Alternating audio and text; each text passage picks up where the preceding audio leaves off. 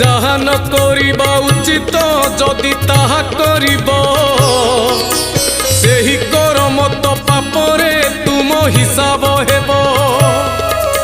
ଯେଉଁ କର୍ମ କଲେ ଅନ୍ୟକୁ ପରା କଷ୍ଟ ଲାଗଇ ସେହି କର୍ମ କଲେ ପାପରେ ତାହା ଗଣା ହୁଅଇ।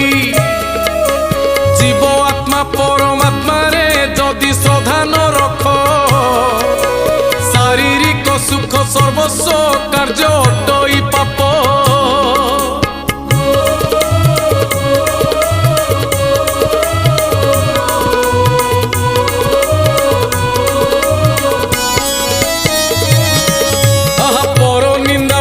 ଚର୍ଚ୍ଚା ତ ହୁଏ ପାପରେ ଗଣା ମନ୍ଦ କଥା ମନେ ଚିନ୍ତିଲେ ପାପ